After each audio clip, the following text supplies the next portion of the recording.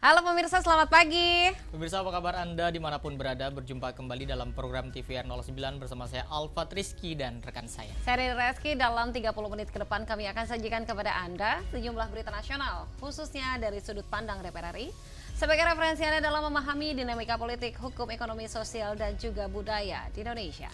Dan pemirsa TVR Parlemen, inilah TVR 09 selengkapnya.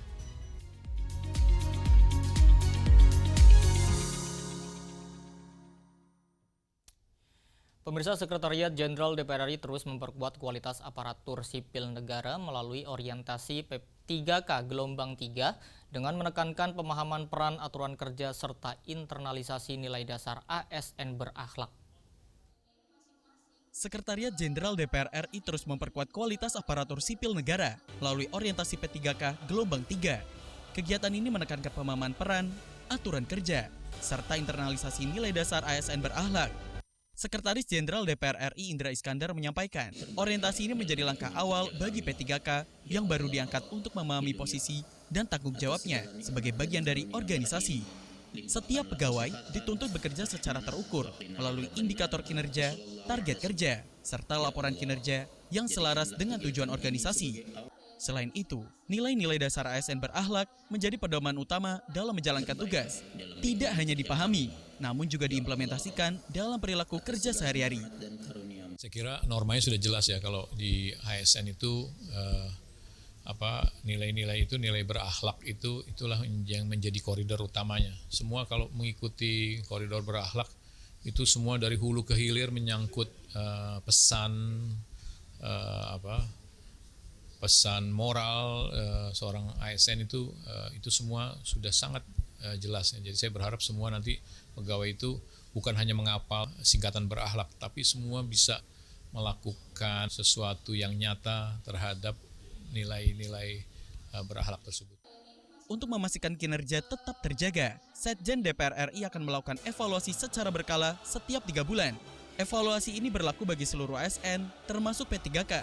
Melalui orientasi ini, diharapkan P3K mampu bekerja secara profesional, berintegritas, dan memberikan kontribusi nyata dalam mendukung kinerja organisasi serta peningkatan pelayanan publik. Bondanda Teguh, TVR Parlemen, melaporkan. Pemirsa, Balik DPR RI akan melakukan kajian komprehensif terhadap putusan Mahkamah Konstitusi tentang penegasan BPK sebagai satu-satunya lembaga yang berwenang menetapkan dan juga menghitung kerugian keuangan negara yang dinilai memberi kejelasan atas tumpang tindih peran antara BPK dan juga BPKP dalam proses penegakan hukum. Badan Legislasi DPR RI merespon putusan Mahkamah Konstitusi nomor 28 PUU 24 2026 yang menegaskan Badan Pemeriksa Keuangan atau BPK sebagai satu-satunya lembaga yang berwenang menetapkan dan menghitung kerugian keuangan negara. Putusan ini sekaligus memberi kejelasan atas tumpang tindih peran antara BPK dan BPKP dalam proses penegakan hukum. Anggota Balik DPR RI Sadik Pasadigu menyatakan, penegasan kewenangan ini menjadi langkah penting untuk memberikan kepastian hukum, terutama dalam penanganan perkara tindak pidana korupsi. Menurutnya, BPKP perlu difokuskan pada fungsi pengawasan internal dan pembinaan pemerintah, sedangkan BPK memiliki otoritas dalam menetapkan kerugian negara sebagai dasar pembuktian hukum. Satu-satunya lembaga yang berwenang untuk mengaudit kerugian keuangan negara itu adalah BPK, yang selama ini masih banyak kesimpang siuran yang terjadi di negara kita ini tentang siapa yang sebenarnya yang menentukan kerugian keuangan negara itu. Ada BPKP di satu sisi, dan itu yang kemungkinan ke depan harus kita benahi secara keseluruhan dengan 6 rekomendasi tadi dari Badan Keahlian. Menindaklanjuti putusan tersebut, Balik DPR RI akan melakukan kajian komprehensif terhadap sejumlah regulasi terkait, termasuk Undang-Undang Tipikor, Undang-Undang BPK, serta aturan terkait peran BPKP. Penegasan ini diharapkan mampu mengakhiri dualisme penafsiran, sekaligus memperkuat sistem pengawasan dan penegakan hukum keuangan negara secara lebih akuntabel. Valdo dan Esa, TVR Parlemen, melaporkan. Pemirsa, ketimpangan upah pekerja antar daerah masih menjadi persoalan serius di Indonesia. Bagaimana tanggapan DPR RI terhadap persoalan ini? Jangan kemana-mana, tetaplah bersama kami di TVR 09.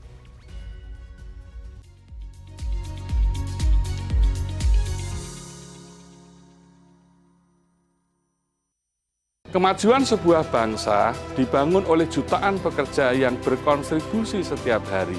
Di balik setiap produktivitas ada dedikasi, tanggung jawab, dan harapan yang sering tak terlihat. Buruh adalah penggerak sekaligus penopang ekonomi. Dari peran itulah, Hari Buruh mengingatkan kita pada satu hal penting. Setiap pekerja layak mendapat kondisi kerja yang baik, perlindungan yang adil, dan kesempatan untuk hidup lebih baik.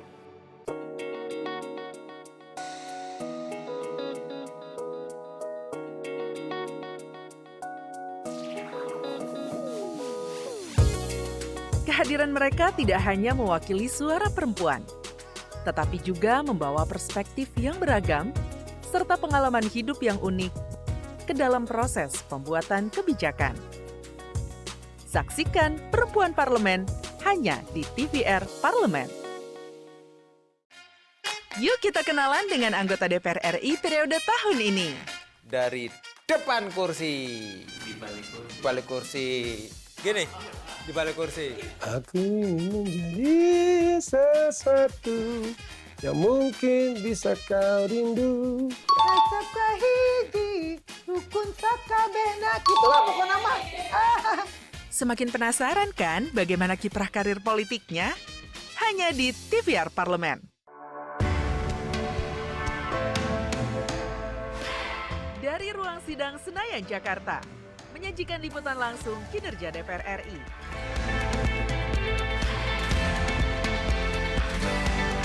Dialog mendalam, investigasi, dan profil wakil rakyat. TVR Parlemen kini hadir 24 jam.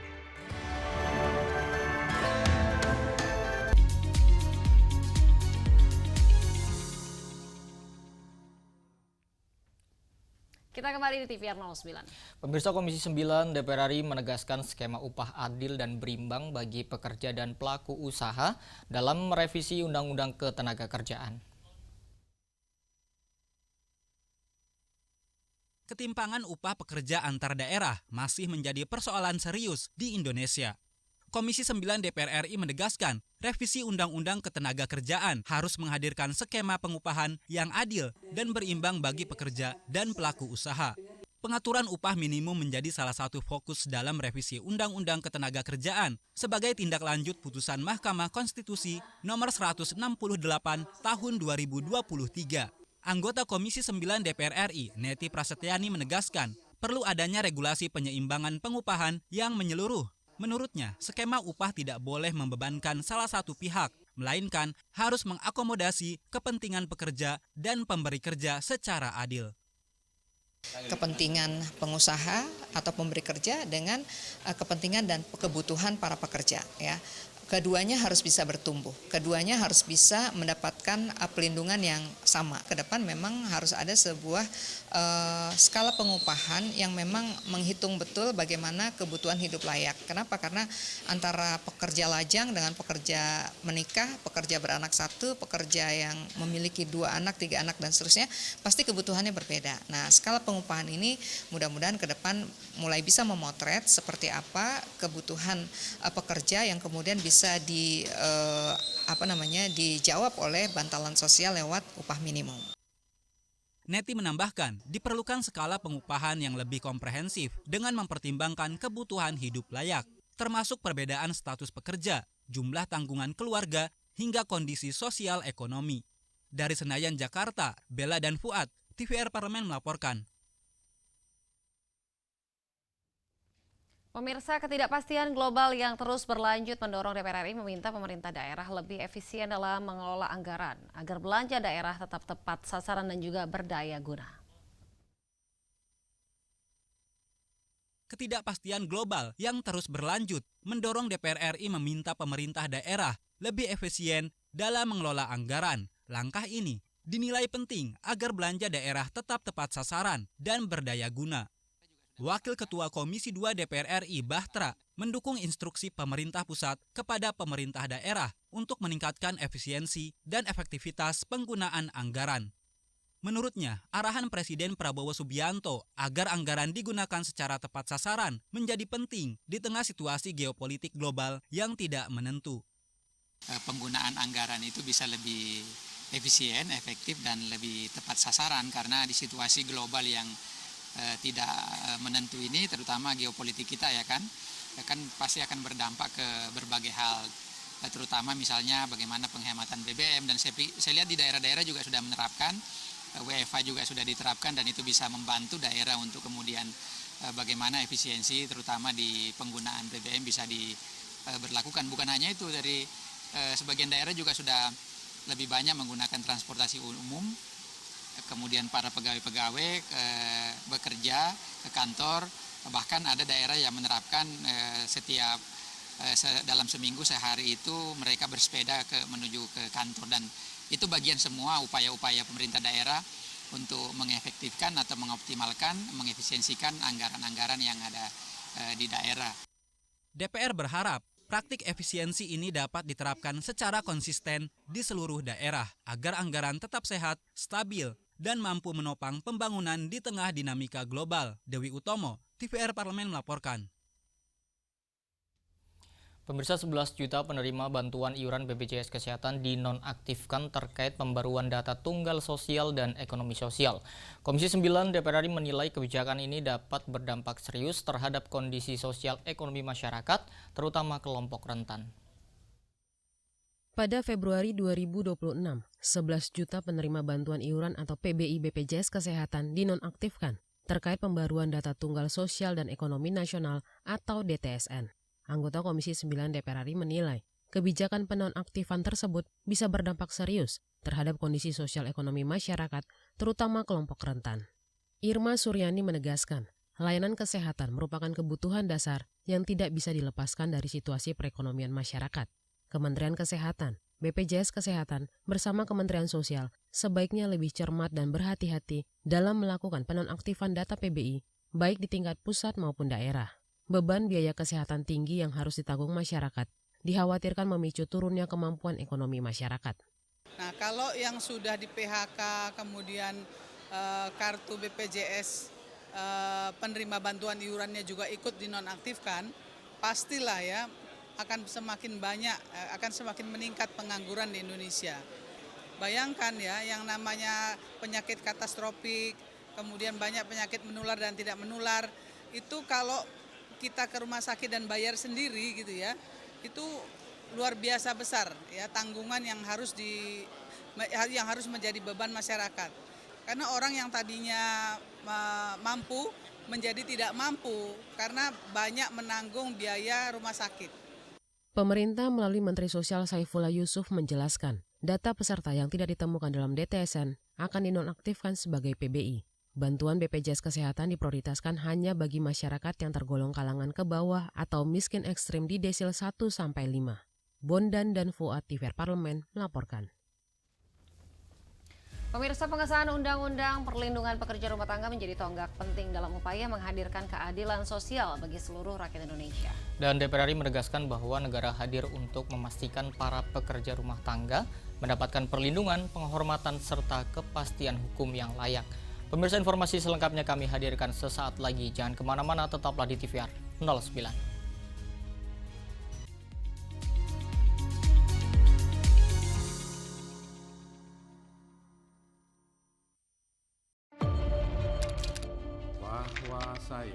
Bahwa saya demi Allah, saya bersumpah dan seadil-adilnya periode keanggotaan DPR RI hingga saat ini, yaitu terdapat 126 undang-undang yang telah selesai dibahas DPR RI.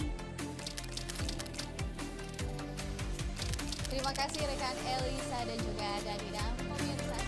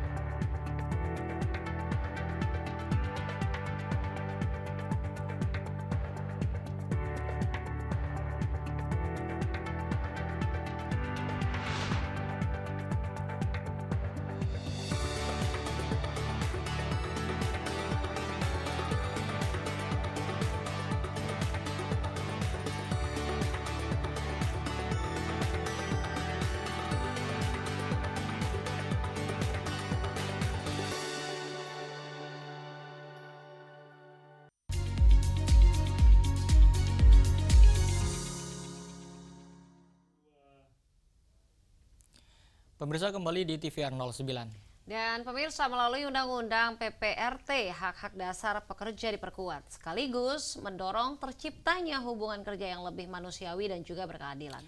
Langkah ini menjadi wujud komitmen bersama dalam membangun peradaban yang menjunjung tinggi martabat setiap insan. Mari kita simak liputan mendalam yang telah dikemas oleh tim redaksi TVR Parlemen dalam segmen Lensa Parlemen.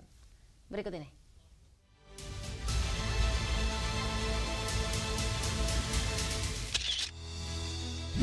Setelah penantian panjang bertahun-tahun, Dewan Perwakilan Rakyat akhirnya mengesahkan Undang-Undang Perlindungan Pekerja Rumah Tangga.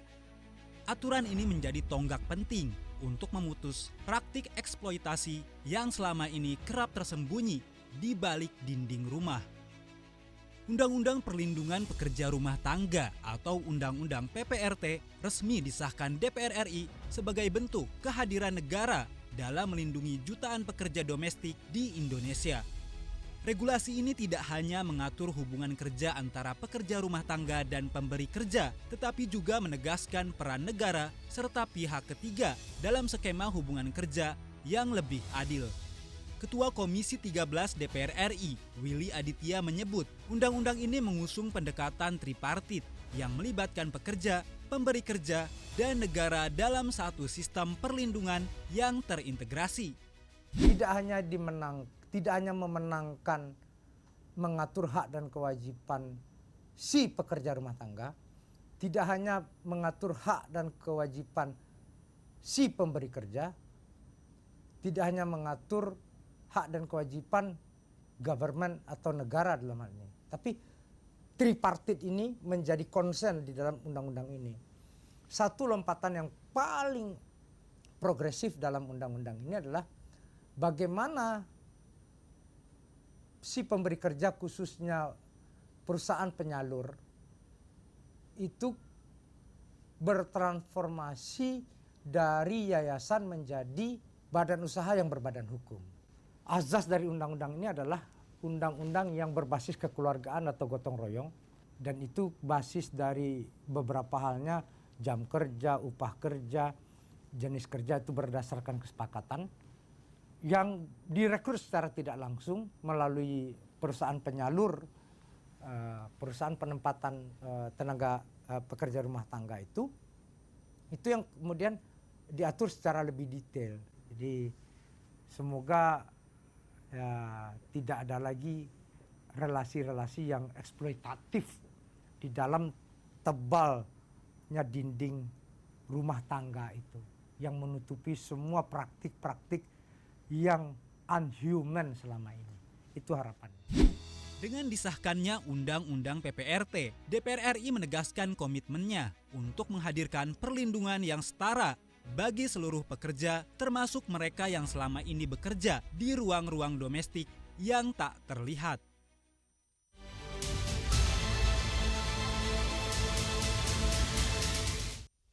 Pemirsa, masyarakat Baduy di Banten dikenal sebagai komunitas adat yang konsisten menjaga tradisi dan keseimbangan alam.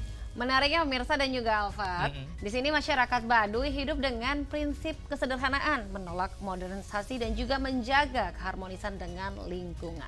Bagi mereka, adat dan alam merupakan satu kesatuan yang tidak dapat dipisahkan, sehingga harus dijaga secara bersama. Dan pemirsa, informasinya akan kami hadirkan sesaat lagi, tetaplah di TVR 09.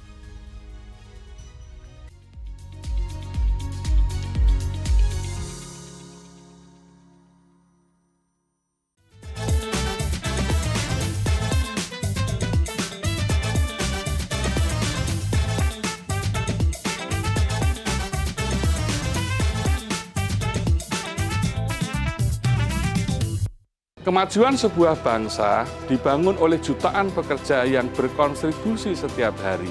Di balik setiap produktivitas ada dedikasi, tanggung jawab, dan harapan yang sering tak terlihat. Buruh adalah penggerak sekaligus penopang ekonomi. Dari peran itulah, Hari Buruh mengingatkan kita pada satu hal penting. Setiap pekerja layak mendapat kondisi kerja yang baik, perlindungan yang adil, dan kesempatan untuk hidup lebih baik. Sekarang, kamu bisa menyaksikan program-program TVR Parlemen di First Media, channel 18 ya.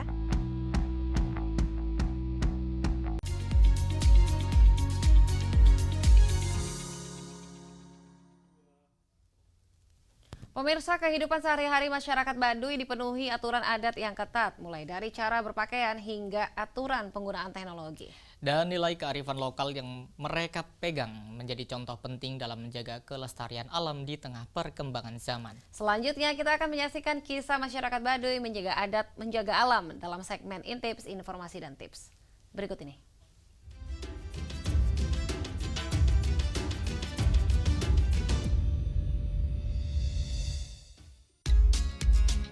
Masyarakat Baduy di Desa Kanekes, Kabupaten Lebak, Banten menjadi salah satu komunitas adat yang masih konsisten menjaga tradisi di tengah arus modernisasi.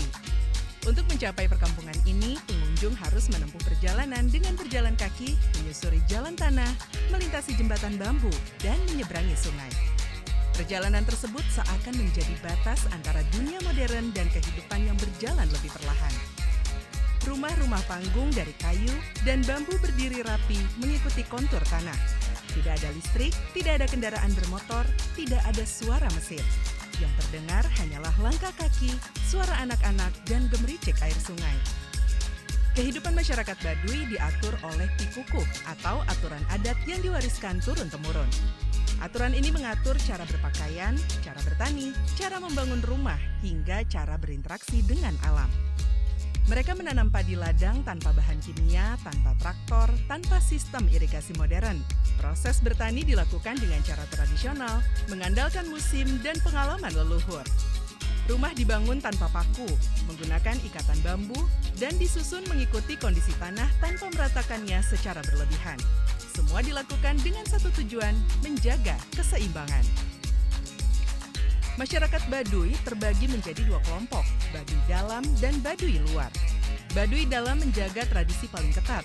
Mereka mengenakan pakaian putih tanpa kancing, ikat kepala putih, dan berjalan kaki kemanapun.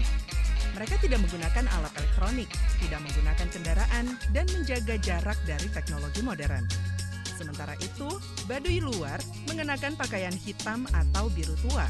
Mereka berperan sebagai penghubung antara Baduy dan dunia luar, termasuk dalam aktivitas perdagangan dan penerimaan tamu.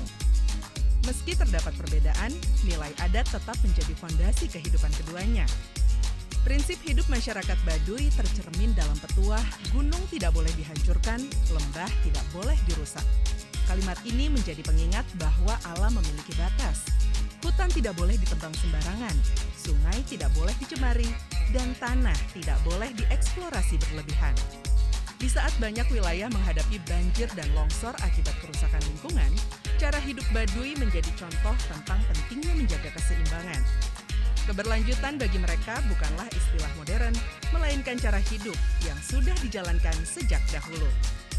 Di tengah perkembangan teknologi dan informasi yang begitu cepat, masyarakat Baduy memilih hidup sederhana.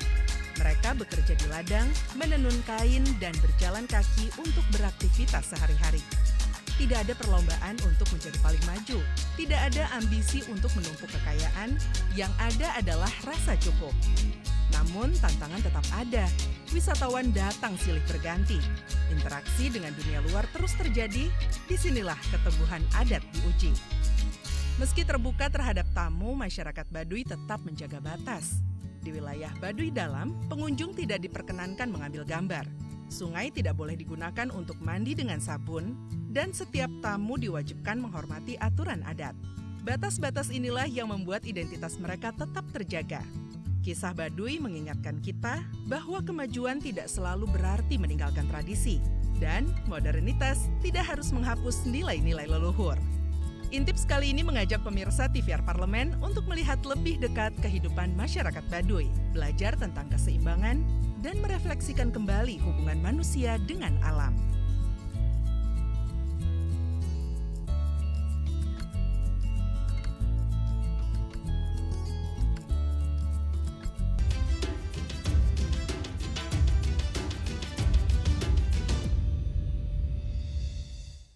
Baik pemirsa, informasi tadi sekaligus menutup jumpa kita pagi ini. Dan di penghujung acara, tidak lupa kami informasikan kepada Anda bahwa saat ini DPR RI sedang memasuki masa reses.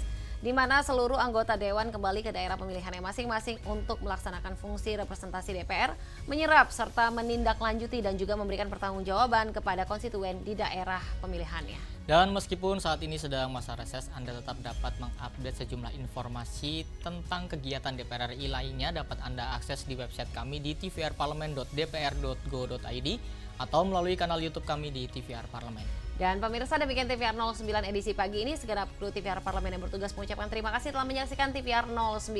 Saya Rinda Reski dan rekan saya Syalfat Rizky. Pemirsa, sampai berjumpa kembali di TVR 09 selanjutnya. TVR Parlemen, referensi Indonesia. Happy weekend!